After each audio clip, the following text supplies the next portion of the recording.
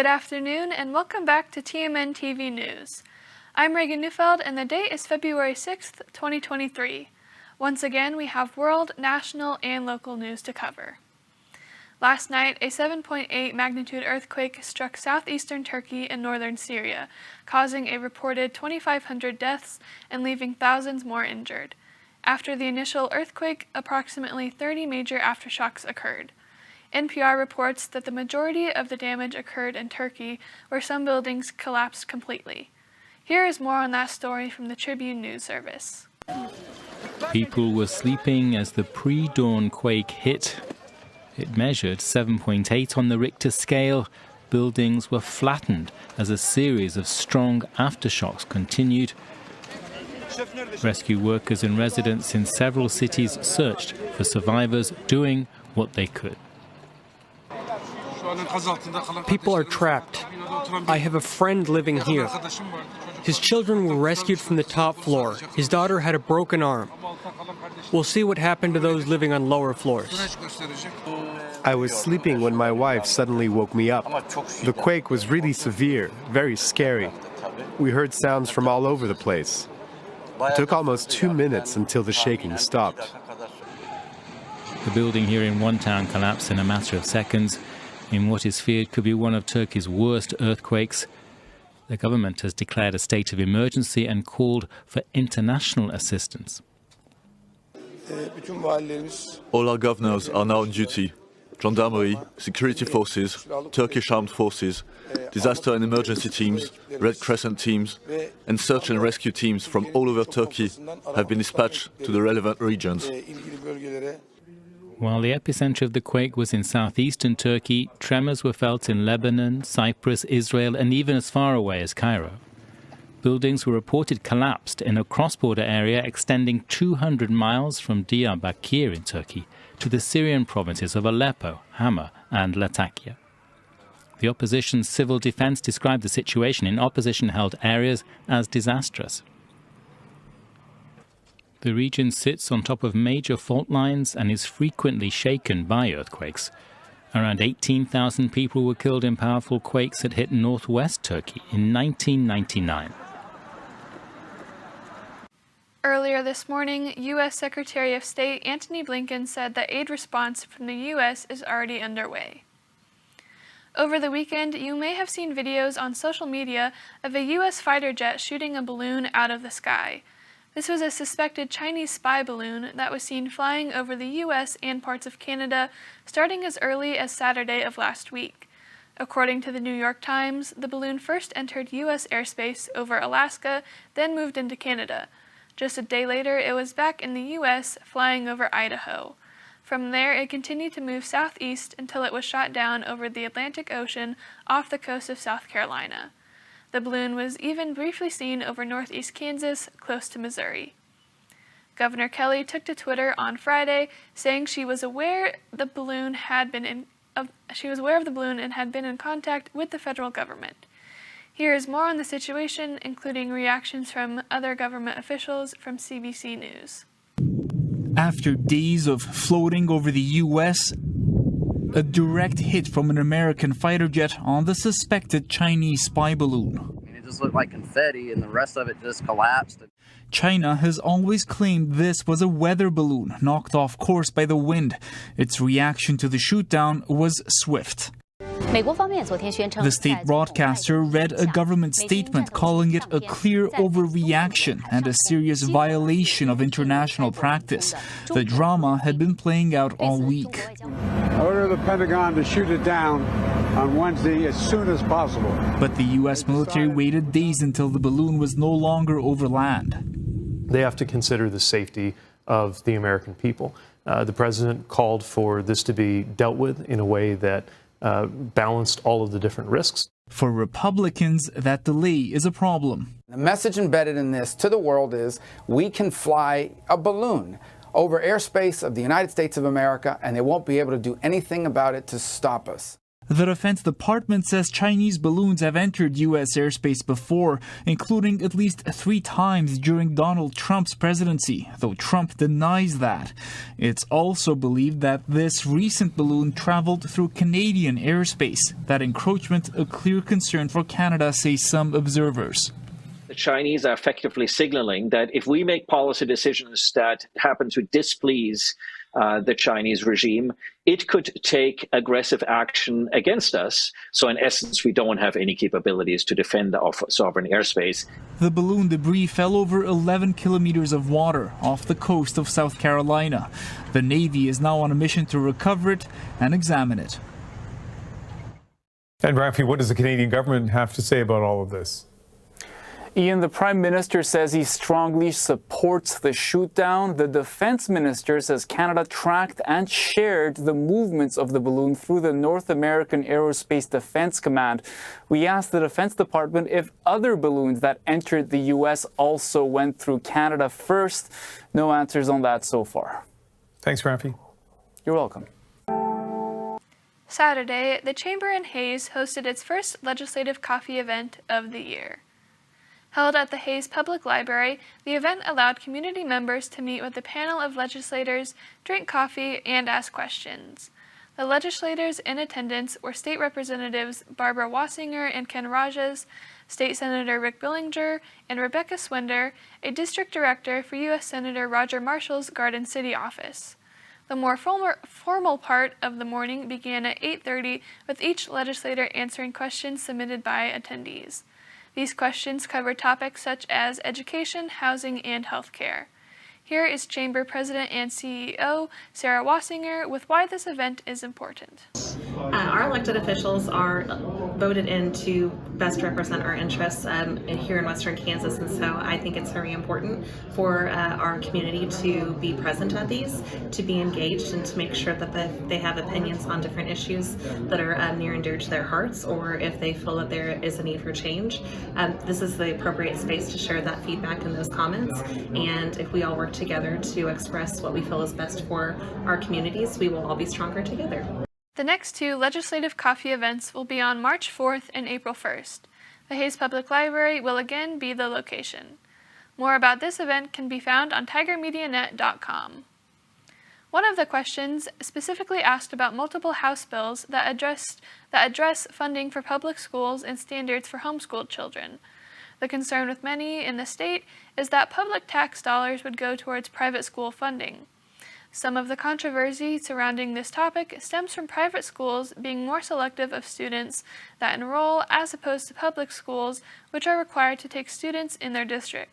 Here is Representative Wassinger's comments on the issue. You know, I believe in the public schools, and we've been supporting them as they've gone along. But the problem right now is that their test scores for children continue to decline despite giving them $6 billion. Private schools do have the same education standards. They are accredited by their local organization. And, you know, I think it's interesting. I've paid Catholic school tuition while I still paid for public school funding. Would you like to ask a question? So I understand why people who are homeschooling and sending kids to private school, I'm double paying. Our public schools will never get better until they realize they may have a problem. This isn't being dismissive of public schools. We need them.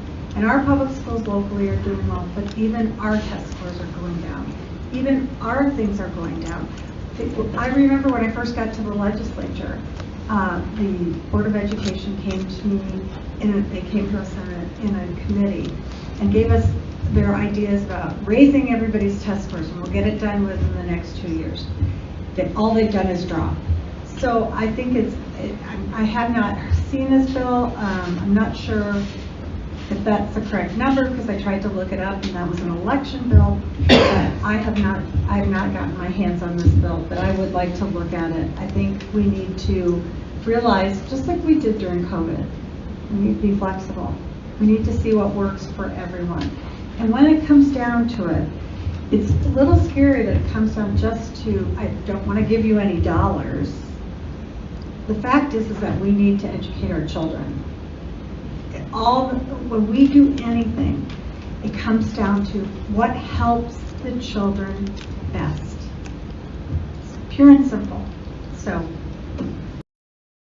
The snow has melted and we are on our way to warmer temperatures. This week temperatures will be in the mid-50s, with Thursday and Friday dipping into the low 40s. The coldest day of the week will be Thursday with a high of 42 degrees, and the warmest day of the week will be Sunday with a high of 56 degrees. The only cloudy day this week is Thursday, so enjoy the sun. Stay up to date with this weather report with KWCH. We'll be right back after this break with a sports update from Caden Sanders.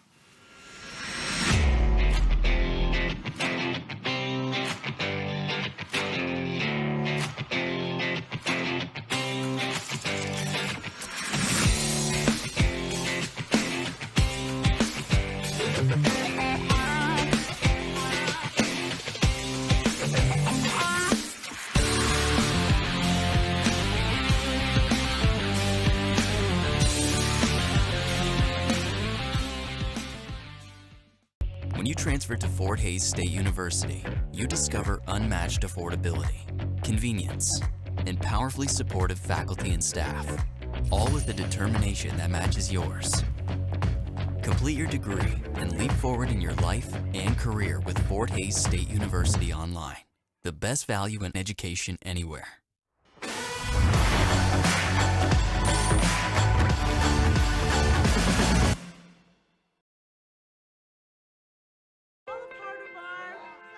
Teachers today are finding new ways to instill old lessons, proving that greatness can be found in everyday places and that you don't need to be famous to be unforgettable.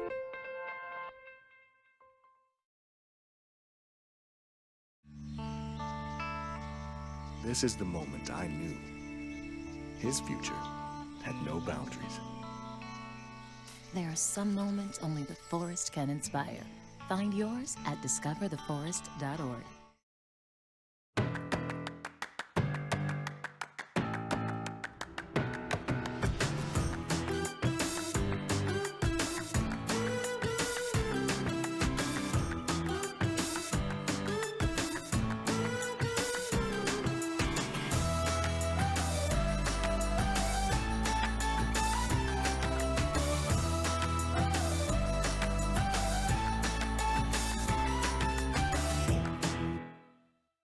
Welcome back to TMNtv News. I'm Caden Sanders, here to bring you your weekly sports update.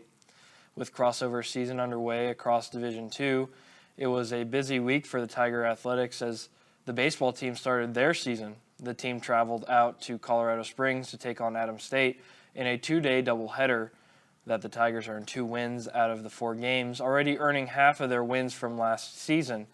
During their series, the team already scored 26% of their runs from just a year ago. On top of that, they earned a co-hitter of the week with Herman, the first baseman, earning 2 home runs and 2 doubles. The team will be back on the road to Las Vegas, New Mexico to take on New Mexico Highlands in their next non-conference series.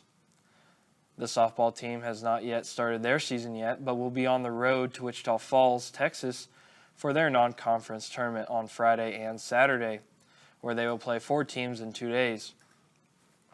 The track team competed at the Washburn Open and Multis over the past weekend, and the Tigers saw 11 total provisionals.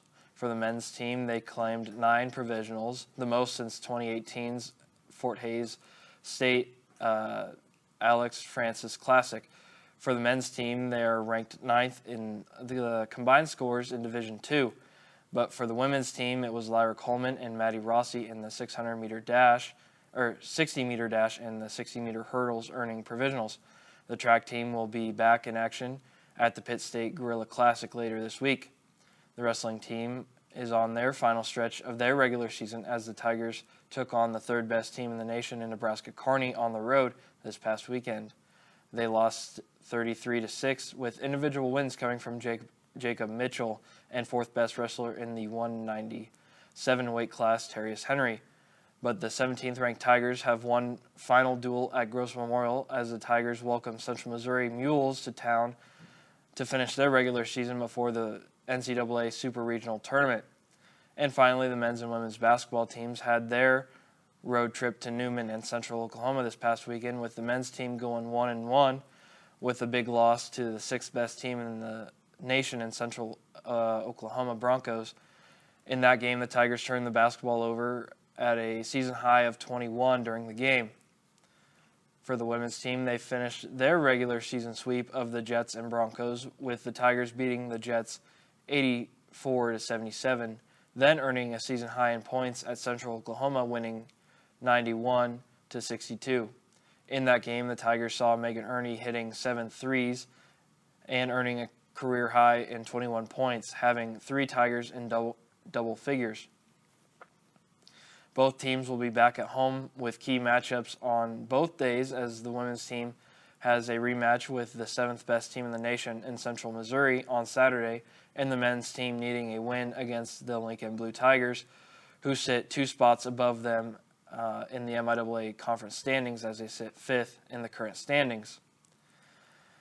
That is all the time we have for this week's Tiger Athletics Update here on TMNtv News. To stay up to date with today and current events with Tiger Athletics, stay tuned on TigerMediaNet.com. Next, Katie Rivera with Get Cultured with Katie.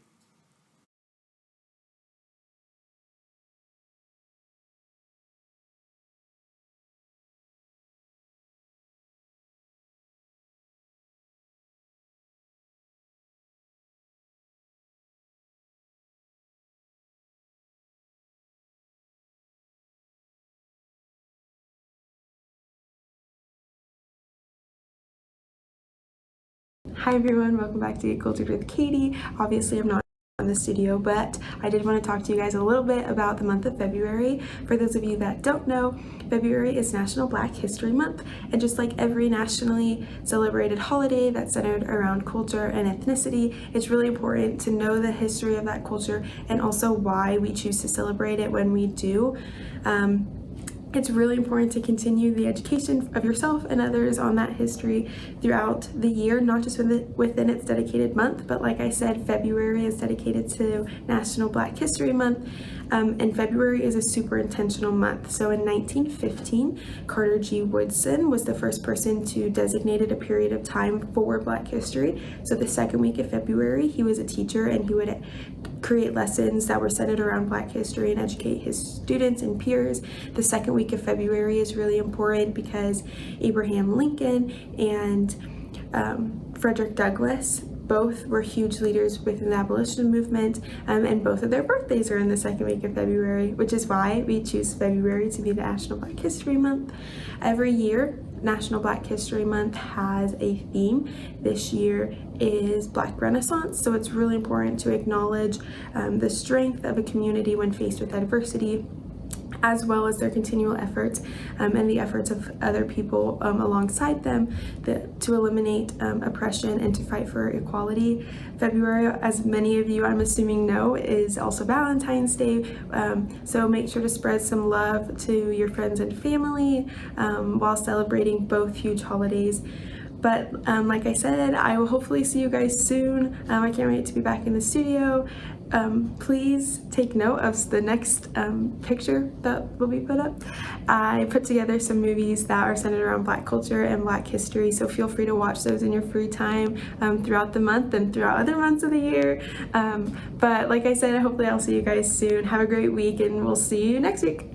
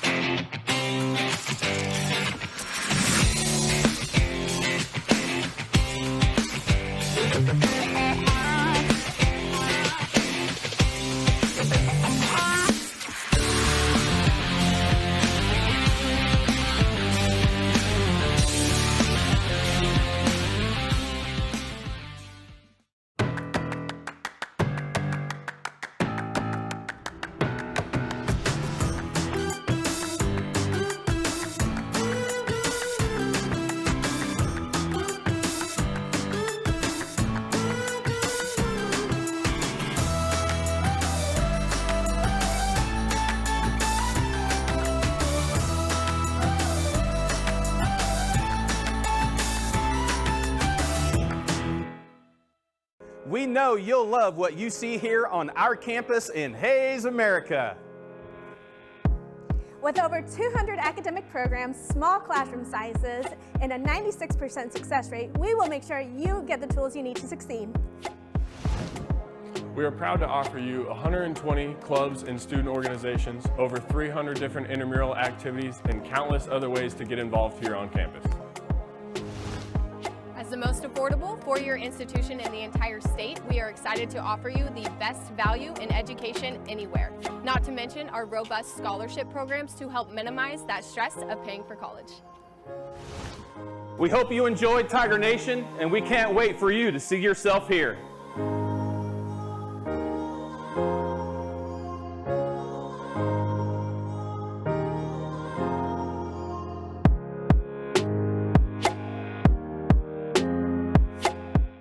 Welcome back.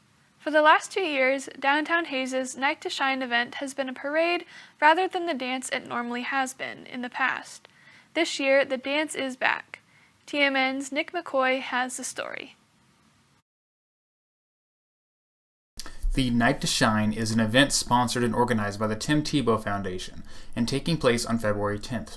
It is similar to prom, and it means to shine a light on those with intellectual and developmental disabilities. The Night to Shine has been going on for almost 7 years. Leadership member Addison Roth, who first volunteered for the foundation in 2020, gives a basic rundown of the event. It kind of starts out with them coming through, and as they walk into the building, we all are cheering for them, high-fiving them, and then they go to check-in and they get their buddy for the night, and them and their buddy will do anything that they want to throughout the night. The event is special for a lot of people, both those in the IDD community and those in the leadership committee. Caleb King, another leadership member, explains why he thinks the event is so important. I would say it's just the joy it brings everyone. The joy it brings our guests, the joy it brings the volunteers, and just everyone involved has a great time, and everyone leaves with a smile on their face, and the night made an impact on everyone. The Night to Shine is specifically meant to put a spotlight on those with intellectual and developmental disabilities, and to make them feel special, and will take place at the Celebration Community Church on February 10th. With Tiger Media Network, I am Nick McCoy. More about this event can be found on tigermedianet.com.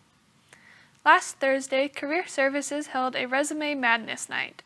Staff provided guidance and instruction to help participants modify the resume and cover letters.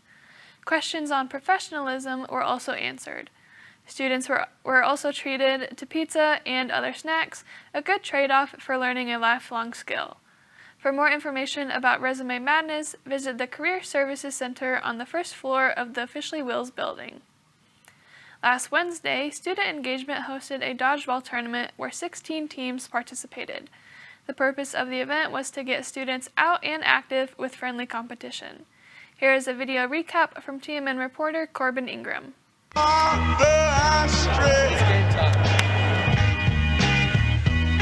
my hands to you. Life like this is what your life like. Try to live the life right. People really know you push your like type right. This is like a movie, but it's really very lifelike. Every single night, right? Every single fight, right? I was looking at the gram and I don't even like lights. I was screaming at my daddy, told me it ain't Christ-like. I was screaming at the referee, just like Mike, looking for a bright light. See what your life like. Riding on a white bike, feeling like a sight bike. Pressing on the gas, supernova for a night light. Dreaming at my dad and he told me it ain't Christ-like. But nobody never tell you when you feel it like Christ. Only ever see it, only when they see me. Like a celebrity, made a movie. Searching for a demon. Now you wanna see it free. Now you wanna see it free. Let you see it 3 apiece. Tell me what your life like. Turn it down a bright light. Driving with my dad and he told me it. The Fort Hays esports team, in its 3rd year of existence, is competing in weekly League of Legends tournaments. The FHSU team hosted a tournament on Saturday via Twitch. TMN reporter Nick McCoy stopped in to talk with the team. FHSU Esports hosted the weekly League of Legends tournament on Saturday, February 4th in Hammond Hall, room 110. In it, the FHSU Esports team competed against St. Louis University's team, SLU Blue, in the multiplayer online battle arena League of Legends. The tournament was hosted on Twitch by casters Derek Aragon and Ethan Klausmeyer. Kevin Schaefer, the supervisor of the FHSU esports community, gave a rundown on how the tournament works. So this tournament's a round robin tournament. They'll have a best of 3 match today. So they'll play 2 games. If it's tied after 2 games, then they'll play 1 more game. It's called a MOBA, and a MOBA is 2 teams on opposite sides of a large map. They work their way across the map. There's objectives to take and some defensive structures to destroy, but you eventually try to work your team across the map to the other side and destroy the enemy's base. The players in this tournament have played in multiple tournaments before this. Player Austin Gray is no exception. He explains what got him interested in esports in the first place. In high school, there was a lot of... It was always fun watching like the World's Championship Series and all that wonderful jazz, but it was... And then that's around the time that they were actually starting to offer scholarships. FHSU Esports is a 7-group team, and the winner of the group moves on to postseason play, which eventually leads to the national championship. With Tiger Media Network, I am Nick McCoy. Thank you, Nick. And that is a wrap on today's TMNtv News. To stay up to date with local, state, and national news, visit tigermedianet.com as well as our social media pages. Thank you for watching. I'm Reagan Neufeld, and we'll see you next time.